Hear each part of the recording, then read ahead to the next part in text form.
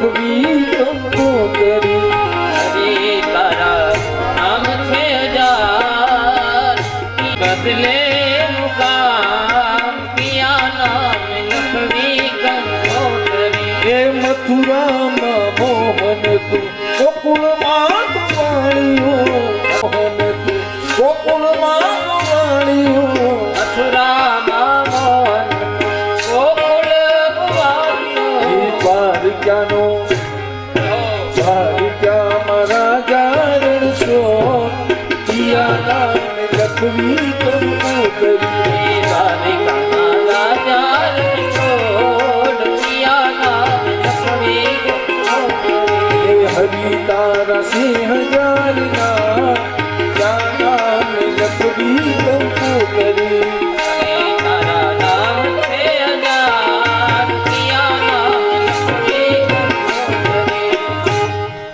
ભગવાન તત્વ એક છે ભગવાન એક જ છે એકમ સત્ય વિપ્રા બહુધા વદંતી ઈશ્વરના સ્વરૂપ અનેક છે તત્વ એક છે ત્યાંથી મંગલાચરણમાં કોઈ દેવનું નામ લીધું સર્વ દેવનું પૂજન કરો પણ ધ્યાન એક ઈષ્ટદેવનું કરવાનું કીધું છે એક જ ઈષ્ટદેવ ધ્યાન ધ્યાતા અને ધ્યેય આ ત્રણેયની એકતા થવી જોઈએ એકતા થાય ત્યારે જ પરમાત્માનંદની પ્રાપ્તિ થાય છે ધ્યાનમાં બીજું કોઈનું ચિંતન કરશો નહીં કોઈ દુન્યવી સંસારી જળ વસ્તુનું ધ્યાન ન કરો કોઈ જીવનું ધ્યાન ન કરો ધ્યાન કરવું હોય ને તો ભગવાન કૃષ્ણનું ધ્યાન કરો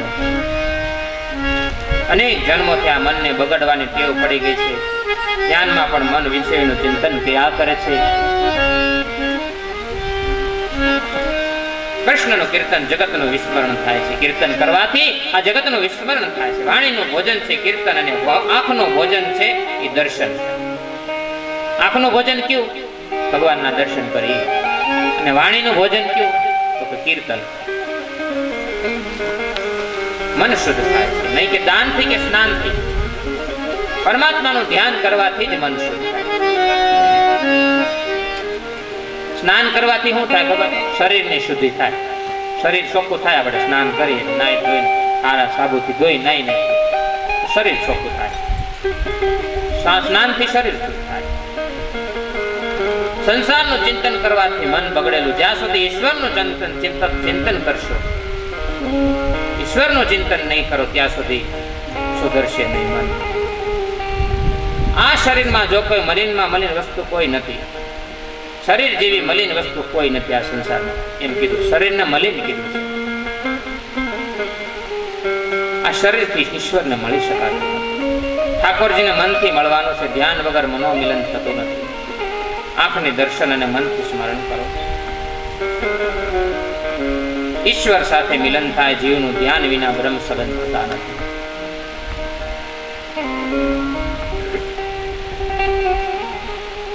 વ્યાસજીએ અનેક જાતના અનેક પુરાણોની રચનાઓ કરી છે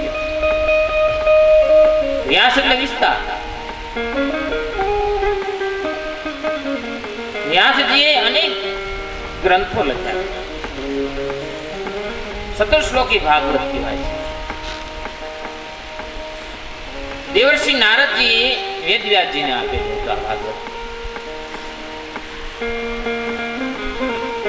ભગવાન નારાયણ બ્રહ્માજીએ ચતુશ્લોકી ભાગવત સનત કુમારોને આપ્યું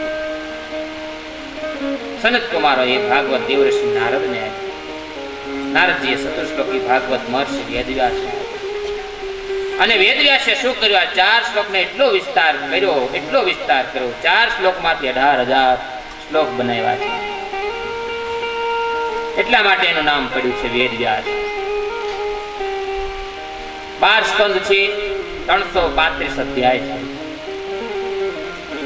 18,000 શ્લોક છે આ ભાગવતની અંદર 350 લક્ષ વાળું ભાગવત નિર્માણ થયું છે એટલા માટે આપણે આંબો ગઈ ખબર આંબો અખંડ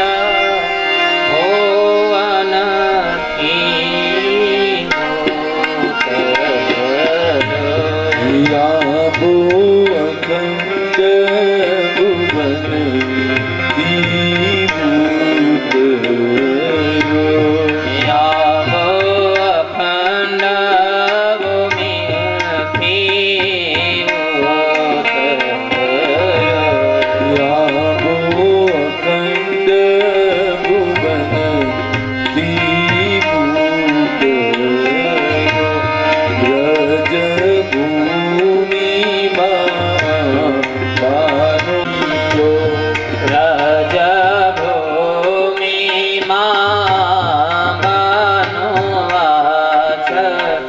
સખી રે આમે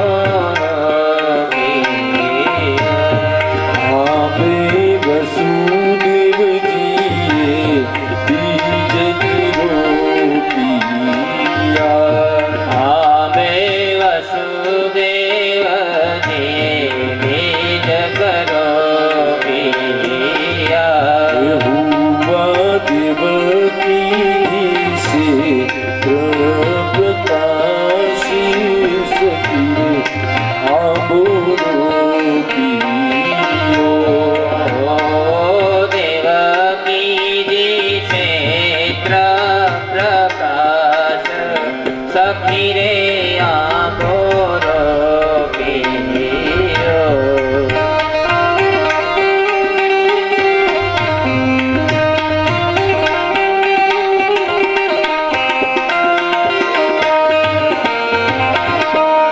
द्वादश स्कंद आपाना फड़ थया દ્વાદશ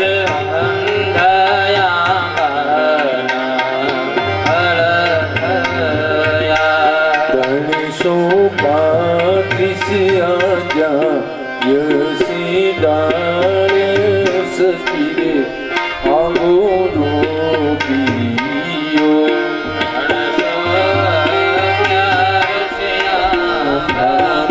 ડાળ સખી રે આંગોરો પિયો 18,000 શ્લોક ના બે તીર થયા 18,000 આમે તીર થયા 300 લક્ષ અક્ષર આમે પાર સખી આંબોરો પિયો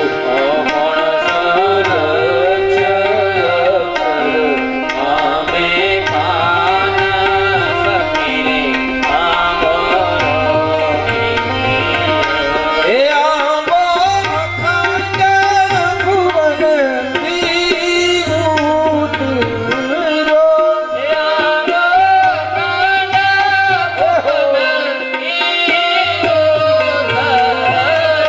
હે આંબો અખંડ ભુવન વિભૂત રો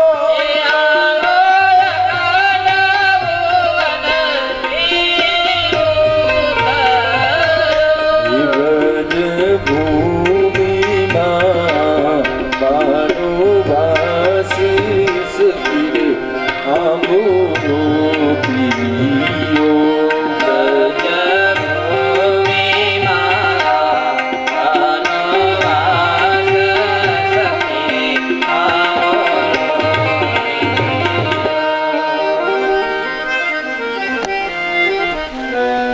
નિર્માણ કર્યું છે વેદવ્યાસજી મહારાજે સુંદર મજાનો ભાગવત શાસ્ત્ર ગ્રંથનું નિર્માણ કર્યું. ભાગવતમાં વારંવાર ધ્યાન કરો, જપ કરો એમ કહેવામાં આવે છે. ભાગવતમાં દરેક સ્કંદમાં જપ ધ્યાનની કથા આવશે. ધ્યાન વગર ઈશ્વરનો સાક્ષાત્કાર શક્ય નથી. વસુદેવ અને દેવકીએ 11 વર્ષ ધ્યાન કર્યું હતું. વસુદેવ દેવકીએ 11 વર્ષ ધ્યાન કર્યું હતું. ત્યારે પરમાત્મા મળ્યા. ભાગવતનો પ્રારંભ ધ્યાન યોગથી કરવામાં આવ્યો છે. જ્ઞાનીઓ સાધન માર્ગનો આશ્રય કરી મુક્ત બને છે. ધ્યાનનું મહત્વ બતાવવામાં આવ્યું છે. ધ્યાન યોગ વ્યાસજી બ્રહ્મસૂત્રને લખ્યું છે, લોકવતુ લીલા કેવલ્યમ. દેવી જીવોનું કલ્યાણ કરવા માટે જ ભાગવત લૌકિક જીવનનો સમાન લીલા કરે છે. જગતની ઉત્પત્તિ, સ્થિતિ અને વિનાશ એ પણ લીલા છે. વિનાશમાં પણ આનંદ છે. સર્વનો દ્રષ્ટા હું છું. હુંનો નાશ થતો નથી. ક્યારેય પણ હુંનો નાશ નથી થતો. હું ઈશ્વરનો અંશ છું, પણ આ હું અહંકારમાં પરિણમવું એનું શું? હુંનો નાશ થતો નથી. હું ઈશ્વરનો અંશ છું, પણ આ હું અહંકારમાં પરિણમવું ન જોઈએ. અહંકાર નો આવવો જોઈએ. હું પણ આનો. ગાંધારી કૃષ્ણને મળવા આવે છે. ગાંધારી કૃષ્ણને શાપ આપો, મારા વંશમાં તે કોઈને રહેવા દીધા નથી. જા તારા વંશમાં પણ કોઈ નહીં રહે. કૃષ્ણ શ્રાપ મળ્યા બાદ પણ ખુશ છે. વિચાર કરો, ભગવાનને શ્રાપ મળ્યો તો ખુશ હતા. એવો કહે છે, માં હું વિચાર કરતો હતો કે આ બધાનો નાશ કેવી રીતે મારે કરવો. સારું થયું તમે મને શ્રાપ આપ્યો, મારું કાર્ય સરળ થઈ ગયું. લય એ પણ ઈશ્વરની એક લીલા છે. ઈશ્વરની ઈચ્છા વગર કાંઈ થતું નથી. એની મરજીથી આ બધું થાય છે. મારી તમારું કાંઈ આમાં હાલતું નથી. આ એની મરજી હોય ને તો જ આ બધું થાય. મરજી વગર કાંઈ થતું નથી. હું વિચાર કરતો હતો કે આ બધાનો નાશ કેવી રીતે કરું. ભગવાન મારું કાર્ય થઈ, પરંતુ લય ગમતો નથી. ગાંધારીને આશ્ચર્ય થયું કે આને લોકો ભગવાન કહે એ હાસુ છે, આને જ ભગવાન કહેવાય. વિનાશ પણ લીલા છે.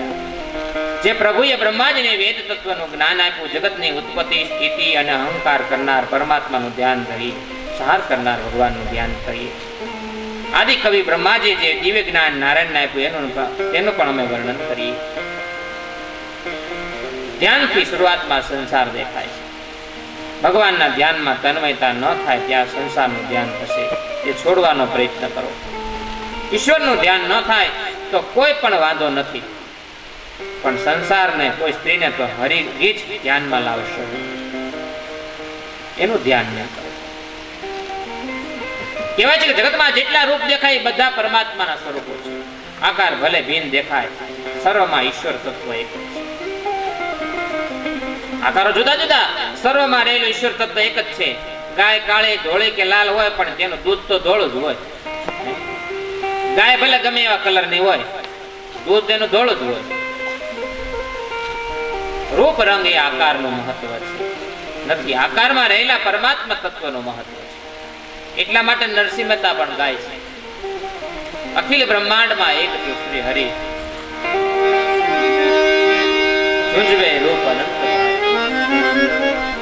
કાટ ઘડ્યા પછી નામ રૂપ જુંજવા અંતે હેમ નો હેમ. હે જીવાલા અખિલ બ્રહ્માંડમાં એક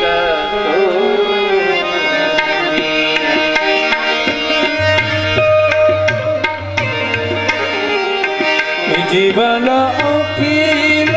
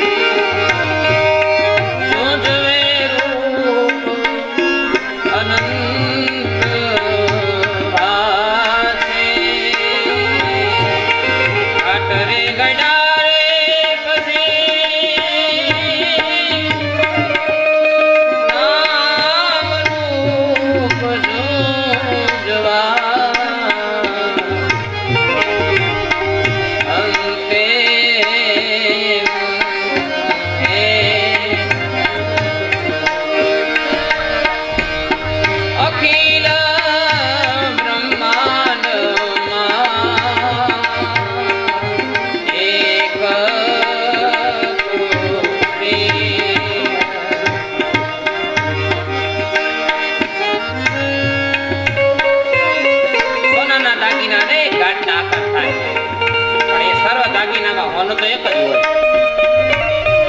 આપણામાં સનાતન ધર્મ દેવ અનેક છે, પણ ઈશ્વર એક જ છે, દેવ અનેક છે. આ તો શ્રી રામજી બિરાજે પરમાત્મા આત્મા વાસળી દાન કરે તો કે ભગવાન કૃષ્ણ છે. ભગવાન રામ ધનુષ હાથમાં દાન કરે એટલે ભગવાન તો કે રામ, ભગવાન રામ છે. ભગવાન ત્રિશુલ હાથમાં રાખે તો કે ભોળાનાથ. મુનિ મનોહર શ્રી કૃષ્ણ છે. લાલાનો રોજ પિતાંબર પહેરીને કંટાળો આવે તો કોઈ કે દિવસ યશોદામાન કે માં મારે આજે વાઘાંબર ઓઢવા છે. વાઘાંબર ઓઢીને બેસે ત્યારે લોકો કે આ તો શંકર ભગવાન બેઠા છે. લાલાને એક સરખું ગમતું જ નથી. સર્વને પણ એકમાં ઋષિ થાતી નથી.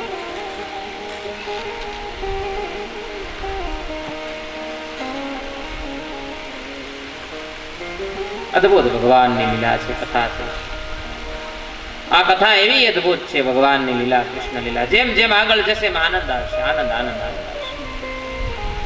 ભગવાન પાસે ઘણા ધનની માગણી કરે ને કેટલાકને પદ જોઈ, કેટલાકને પ્રતિષ્ઠા જોઈ છે, તો કેટલાક ભગવાન પાસે પુત્રની માગણી કરે. ભગવાન વિચારે છે કે આ બધા પોતાનું કામ મારી મારફત કરાવવા આવે છે. સાસો વૈષ્ણવ તો એ છે કેવા કે જે કહે છે કે મારી આંખ, મારી બુદ્ધિ, મારું મન, આ બધું જ હું આપને સમર્પણ કરું છું. એ જ હાસો વૈષ્ણવ છે. આપણે માગણીઓની ભગવાન પાસે કરાવી. થોડાકમાં આપણે માગણી કરાવી નહીં, થોડુંક દઈને જાજી માગણી કરી ભગવાન પાસે.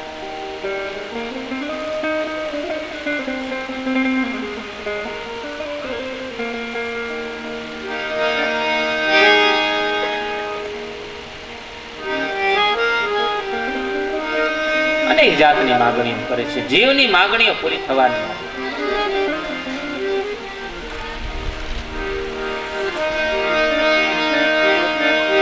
વૈષ્ણવજન તો તેને કહીએ પીડ પરાઈ જાણે